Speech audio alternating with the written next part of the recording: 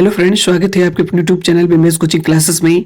हम आशा करते हैं दोस्तों आप लोग एकदम स्वस्थ और मस्त होंगे और शीटेड एग्जाम की प्रिपरेशन बहुत ही अच्छे ढंग से कर रहे होंगे। जैसा कि दोस्तों आप लोगों को पता ही है कि शीटेड 2024 का जो एग्जाम है इस बार 7 जुलाई को प्रस्तावित है। तो दोस्तों आप अपनी प्रिपरेशन को कंटिन्यू रखिए क्योंकि एग्जाम के लिए बहुत ज़्यादा समय नहीं बचा है आपके पास।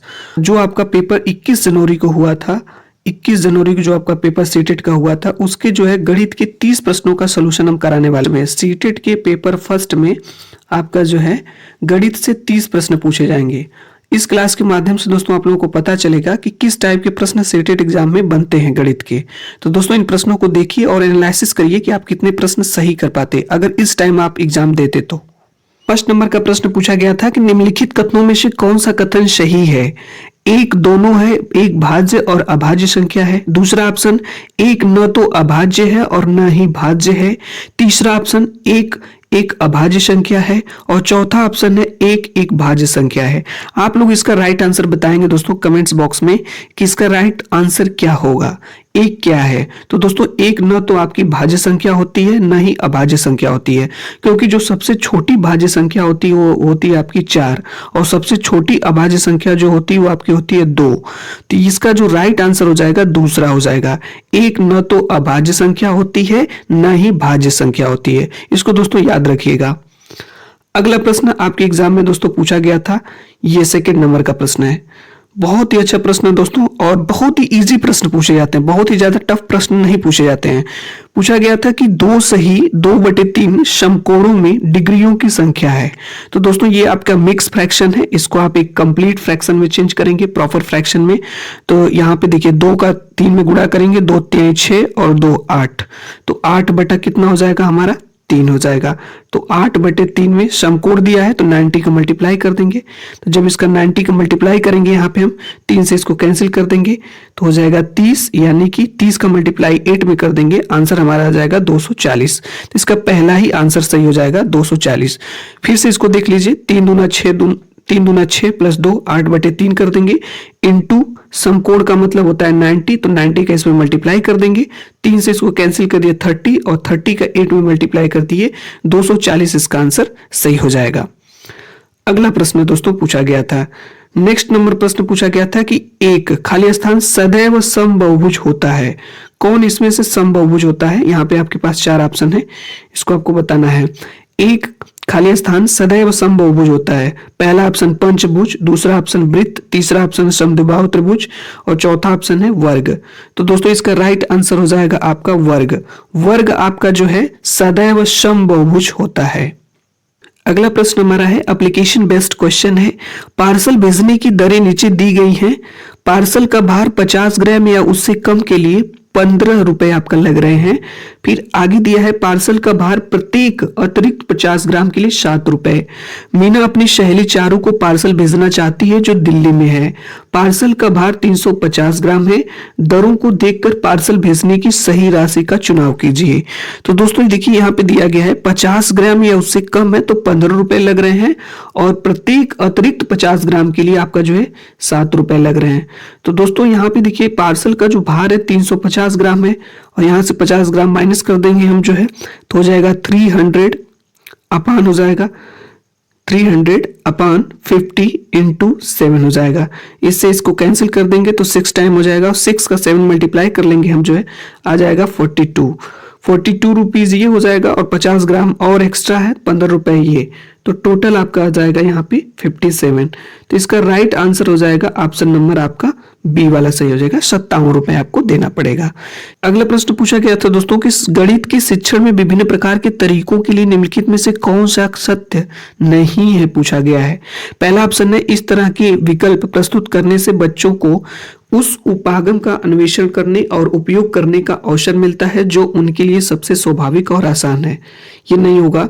दूसरा ऑप्शन है यह स्कूली गणित को एक ही सही उत्तर होने की परंपरा से मुक्त करने के लिए महत्वपूर्ण है, ये भी नहीं होगा। तीसरा ऑप्शन है ऐसा बहुत बार होता है कि एक समस्या का समाधान करने में कई तरीके हों, ये भी नहीं होगा। चौथा ऑप्शन है क्योंकि निगेटिव ऑप्शन आपको बताना है, यह बच्चे के अधिगम में बाधा डालता है क्योंकि यह भ्रम की अगुवाई करता है, यही ऑप्शन आपका सही हो जाएगा क्योंकि यहां पे पूछा गया सत्य नहीं है। अगला प्रश्न, नेक्स्ट अगला प्रश्न पूछा गया था दोस्तों कि राष्ट्रीय पाठ्यचर्या रूपरेखा यानी कि एनसीएफ से पूछा गया प्रश्न है, नेशनल करिकुलम फ्रेमवर्क 2005 के अनुसार एक प्राथमिक गणित कक्षा में निम्नलिखित में से कौन सी प्रक्रियाएं सबसे कम रूप से प्रासंगिक हैं? सबसे कम की बात की गई है। पहला है दृश्यीकरण, दूसरा है संबंध स्थापित करना और निरूपण, तीसरा ऑप्शन है सूत्रों को याद करना और चौथा ऑप्शन है पैटर्न प्रतिमानों का उपयोग करना। तो दोस्तों सबसे कम अगर देखा जाए तो आपका तीसरा वाला ऑप्शन सही हो जाएगा, सूत्रों को याद करना। यही सबसे कम प्रासंगिक है एनसीएफ 2005 के अनुसार। अगला प्रश्न दोस्तों, नेक्स्ट अगले प्रश्न पे चलते हैं। अगला प्रश्न आपका ये रहा दोस्तों। जितने भी प्रश्न दोस्तों, ये सभी प्रश्न आपके लिए बहुत ही महत्वपूर्ण है, क्योंकि इसी टाइप के प्रश्न दोस्तों आपकी जो आपका एग्जाम जुलाई में होगा, इसी टाइप के प्रश्न आपसे पूछे जाएंगे।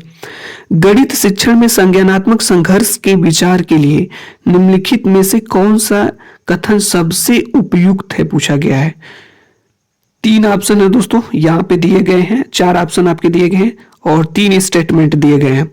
कौन सा कथन सबसे उपयुक्त है? तो पहला है संज्ञानात्मक संघर्ष के प्रति बच्चों को सुगम्य बनाने के शिक्षक में विचारपूर्ण प्रयासों से उनकी गणितीय समझ को बढ़ावा मिल सकता है। पहला आपका स्टेटमेंट है। दूसरा है यह बच्चों में गणितीय समझ को बढ़ावा देने के लिए प्रभावी नहीं है। जो दोस्तों निगेटिव ऑप्शन है उसको पहले ही आपको हटा देना है, रिमूव कर देना है। सी वाला ऑप्शन है संज्ञानात्मक संघर्ष से बचना चाहिए।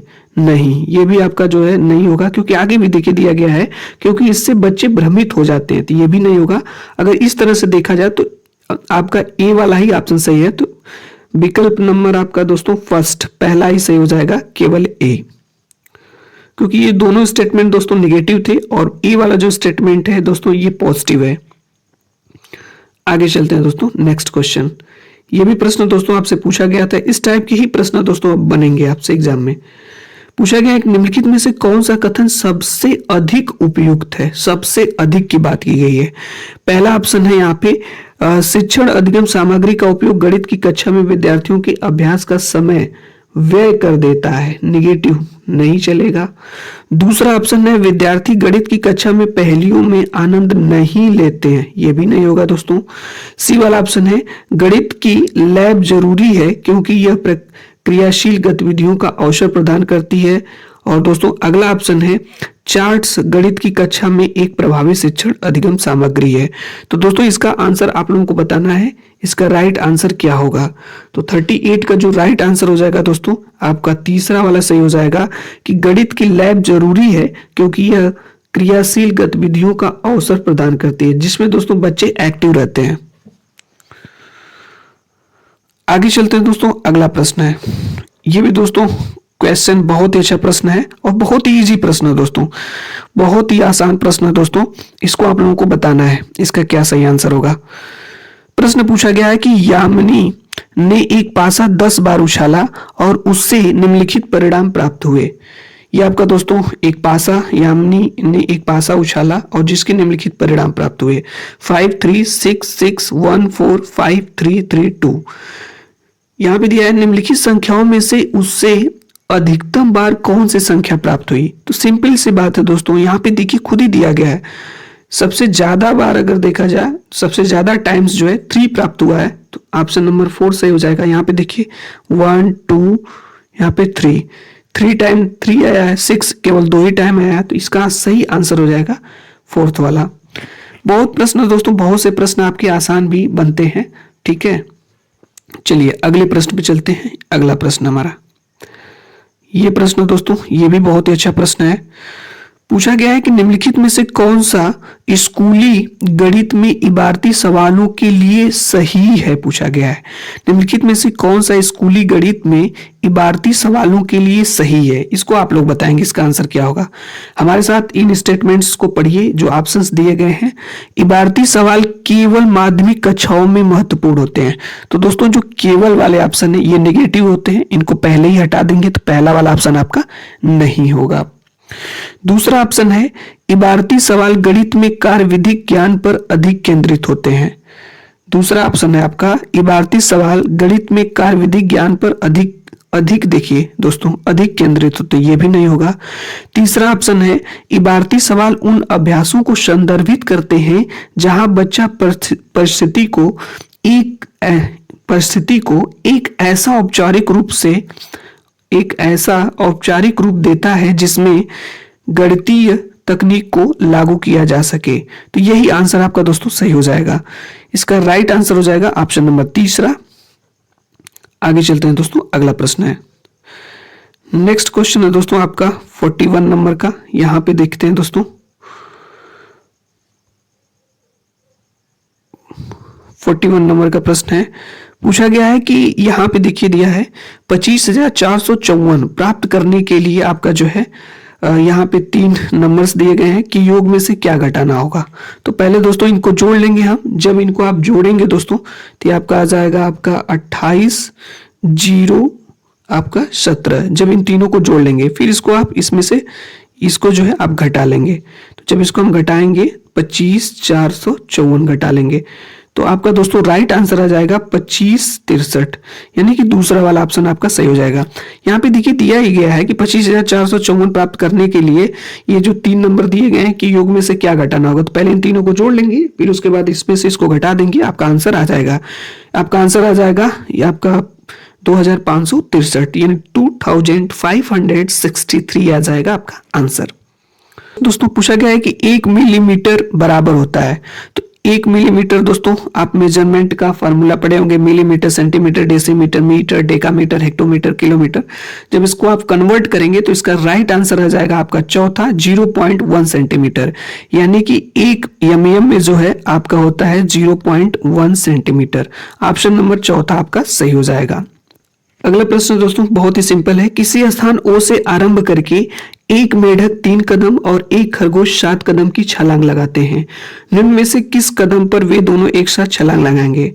दोस्तों इस प्रश्न को लगाने का बहुत ही सिंपल और आसान तरीका है। जो ऑप्शन दिया गया है उसमें 3 से और 7 से भाग दीजिए। अगर वो पूरी तरीके से कट जाती यही ऑप्शन आपका सही हो जाएगा। तो दोस्तों आपका इसका राइट आंसर हो जाएगा 343। 343 3 से भी कट जाएगा और आपका 7 से भी कट जाएगा। आगे चलते हैं अगले प्रश्न में दोस्तों। अगला प्रश्न है कि निम्नलिखित में से कौन सा मॉडल शुरुआती कक्षा के शिक्षार्थियों में इकाई, दहाई और सैकड़ी के संबंध के बारे में अवधारणात्मक समझ विकसित करने के लिए सबसे कम उपयुक्त की बात की गई है।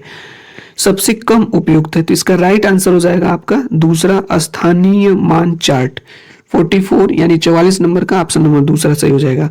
बाकी ये सभी जो आपके गिनतारा है और डिंस ब्लॉक्स है और मुद्रा है ये सभी जो है ज्यादा उपयोगी है। अगला प्रश्न दोस्तों ये आपका कैलकुलेशन बेस्ड क्वेश्चन है। पूछा गया है कि 7 सही 1/2 kg नमक से 1/12 kg नमक के कितने पैकेट बनाए जा सकते हैं। तो दोस्तों इसको बदल लीजिए, 7 दूना 14 15/2 भाग दे दीजिए डिवाइडेड बाई 1/12। फिर इसको सॉल्व कर लेंगे हम जो है तो 15/2 हो जाएगा इंटू ये भागे से इंटू में चेंज होगा तो फ्रैक्शन जो भिन्न है पलट जाएगी तो 12 कितना हो जाएगा 1। 2 से इसको कैंसिल कर देंगे तो 6 टाइम 15 6 का 90 आपका आंसर आ जाएगा। तो इसका राइट आंसर हो जाएगा आपका दूसरा यानी 90। तो 7 सही 1/2 kg नमक से 1/12 kg नमक के 90 पैकेट बनाए जा सकते हैं। इस टाइप के प्रश्नों दोस्तों भाग दिया जाता है। आगे चलते हैं अगला प्रश्न दोस्तों। आपके स्क्रीन पे ये रहा प्रश्न दोस्तों। ये सभी प्रश्न दोस्तों महत्वपूर्ण हैं। कक्षा 3rd के एक विद्यार्थी ने 26 × 5 को इस प्रकार हल किया। यहाँ पे देखिए उस विद्यार्थी ने कैसे मल्टीप्लिकेशन गुणा को लगाया है। 26 में 5 का गुणा किया है, 5 6 30 कर दिया है, 5 दूना 10, कैरी का ध्यान ही नहीं रखा है। निम्नलिखित में से क्या दोहराना इस भ्रांति को सुधारने के लिए सबसे उपयुक्त होगा। क्या सबसे ज्यादा उपयुक्त होगा दोस्तों। तो इसका राइट आंसर हो जाएगा चौथा वाला पुनः समूहीकरण की अवधारणा। आगे चलते हैं दोस्तों। अगला प्रश्न हमारा है नेक्स्ट जो है 47 नंबर का प्रश्न है। यहां पे दोस्तों 47 नंबर का प्रश्न पूछा गया है कि निम्नलिखित में से कौन सा या कौन से आरंभिक संख्या अवधारणा के बनने से संबंधित है। एकाकी संगति, पदानुक्रमिक समावेशन, मूलभूत संक्रियाएं। तो इसका राइट आंसर हो जाएगा दोस्तों इसका ए और बी होगा, यानी कि यहाँ पे ए और आपका बी, यानी कि इस तरह से देखा जाए तो ऑप्शन नंबर ए सही हो जाएगा। अगला प्रश्न दोस्तों कि राष्ट्रीय शिक्षा नीति means new education policy 2020 Bharat का ज्ञान के बारे में बात करती है, निम्नलिखित में से क्या इसमें से सम्मिलित नहीं है पूछा गया है। तो इसका राइट आंसर हो जाएगा ऑप्शन नंबर दूसरा, विद्यार्थियों के ज्ञान में वृद्धि के आकलन के लिए औपचारिक परीक्षाएं, ये इसमें सम्मिलित नहीं है। बाकी तीनों ऑप्शन आपके सही हैं। नेक्स्ट क्वेश्चन है, ये आपका दोस्तों कैलकुलेशन बेस्ड क्वेश्चन है, इसको आप लोगों को बताना है इसका क्या सही आंसर होगा। 49 नंबर का प्रश्न है, इसकी वैल्यू पूछा गया, इसका मान। तो जब इसको अब दोस्तों सॉल्व करेंगे तो इसका राइट आंसर हो जाएगा, ये 49 नंबर का क्वेश्चन है, इसका राइट आंसर हो जाएगा 64। इसको आप लोग सॉल्व करिएगा, इसका सही आंसर आ जाएगा आपका 64। आगे चलते हैं अगले प्रश्न पे। अगला प्रश्न है दोस्तों, यहां पे पूछा गया कि प्राथमिक स्तर पर आंकड़ों का प्रबंधन की परिचय के लिए निम्नलिखित में से क्या सबसे उपयुक्त है। प्राथमिक स्तर पर मीन्स पीआरटी लेवल पर आंकड़ों का प्रबंधन की परिचय के लिए निम्नलिखित में से क्या सबसे उपयुक्त है। तो इसका राइट आंसर हो जाएगा ऑप्शन नंबर 4, कक्षा में विद्यार्थियों की लंबाई, उनकी पसंदीदा खाना, रंग, कार्टून इत्यादि पर आंकड़े इकट्ठे करना और आंकड़ों पर आधारित प्रश्न पूछना, यही आपका सही हो जाएगा। अगला क्वेश्चन है, राष्ट्रीय शिक्षा नीति 2020 के अनुसार शिक्षार्थियों का आकलन मीन्स असेसमेंट खाली स्थान को शामिल करता है। तो इसका राइट आंसर हो जाएगा दोस्तों 51 नंबर का है। तो इसका सही आंसर 4 वाला हो जाएगा, संज्ञानात्मक, भावात्मक और मनोगत्यात्मक आयाम को शामिल करता है। आगे चलते दोस्तों, ये क्वेश्चन दोस्तों सॉल्व करना है, इसका क्या आंसर होगा।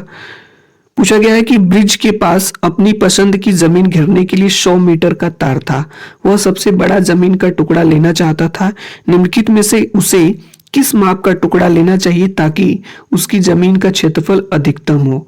जब इसको दोस्तों आप लोग सॉल्व करेंगे तो इसका राइट आंसर आ जाएगा आपका 25 × 25, ऑप्शन नंबर फर्स्ट मीन्स पहला सही हो जाएगा। अगला प्रश्न है, निम्नलिखित में से कौन सा कथन गणितीय अधिगम को प्रोत्साहित करने के लिए सबसे कम उपयुक्त है। तो इसका सही आंसर हो जाएगा दूसरा वाला, अंतर्ज्ञान को हतोत्साहित करना चाहिए क्योंकि यह गणितीय विचारों को विकसित करने में बाधा डालता है, यही वाला आपका आंसर सही हो जाएगा। आगे चलते हैं दोस्तों, अगला प्रश्न है, बहुत ही सिंपल प्रश्न है, एक संख्या में 8 जोड़ दिया जाता है। तो मान लीजिए सपोज दैट वो संख्या आपकी x है, उसमें 8 आप जोड़ दीजिए तो वह दोगुनी हो जाती है, यानी 2x हो जाती है। तो वह संख्या बतानी है, तो जब x को इस साइड ले जाएंगे तो x इक्वल टू क्या आ जाएगा 8। तो इसका सही आंसर हो जाएगा चौथा, यानी कि 8 हो जाएगा। आगे चलते हैं, अगला प्रश्न है, ये प्रश्न दोस्तों आप लोगों को बताना है कमेंट्स बॉक्स के माध्यम से, इसका सही आंसर क्या होगा। निम्नलिखित में से किसकी लागत सबसे कम है। इसका जल्दी से दोस्तों आप लोग स्क्रीनशॉट ले लीजिए, इसका सही आंसर क्या होगा आप लोगों को कमेंट्स बॉक्स के माध्यम से बताना है। किसकी लागत सबसे कम होगी, कौन सा ऑप्शन सही होगा। आगे चलते हैं दोस्तों अगले प्रश्न पे। अगला प्रश्न आपका है नेक्स्ट, निम्नलिखित में से कौन सी प्राथमिक स्तर पर गणितीय भाषा की विशेषता होनी चाहिए। प्राथमिक स्तर पर कौन सी गणितीय भाषा की विशेषता होनी चाहिए, 56 नंबर का प्रश्न है। तो इसका दोस्तों राइट आंसर हो जाएगा आपका पहला वाला, यानी कि ए और सी, यानी कि यह सटीक होनी चाहिए और बच्चे की दैनिक जीवन में उपयोग की जाने वाली भाषा के माध्यम से इसे प्रबलित किया जाना चाहिए। यही दोनों ऑप्शन आपके सही हो जाएंगे, यानी इस तरह से विकल्प फर्स्ट पहला सही हो जाएगा। आगे चलते हैं दोस्तों, 57 नंबर का प्रश्न है।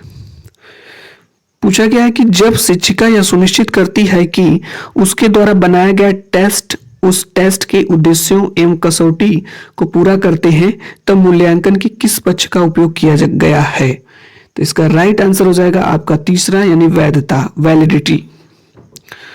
अगला प्रश्न है दोस्तों, ये भी बहुत ही सिंपल प्रश्न है, आसान प्रश्न है। 58 नंबर का प्रश्न है कि 1, 8, 27, 64, 125 इसके आगे का पैटर्न बताना है, क्या होगा।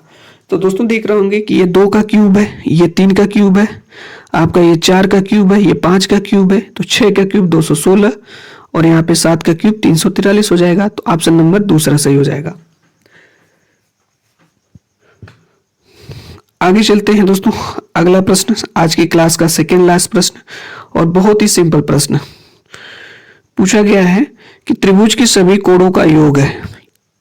दोस्तों 30 गणित प्रश्नों में जो पूछे गए 30 प्रश्न, सबसे आसान प्रश्न यही था। त्रिभुज के सभी कोणों का योग है 180 डिग्री, पहला ही सही हो जाएगा।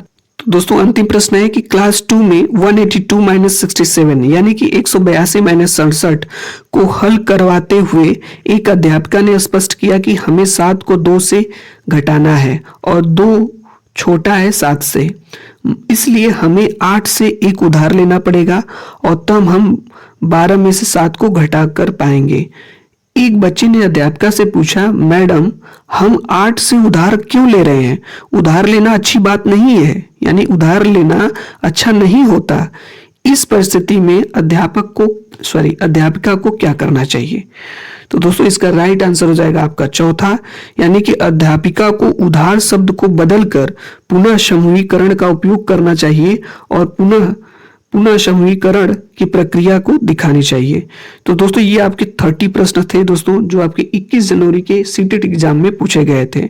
तो इन 30 प्रश्नों में गणित के आपके कितने सही हुए, आप कमेंट्स बॉक्स के माध्यम से दोस्तों जरूर बताइए। ये वीडियो दोस्तों कैसी लगी, वीडियो को लाइक कर लीजिए और चैनल को दोस्तों अवश्य सब्सक्राइब कर लीजिए।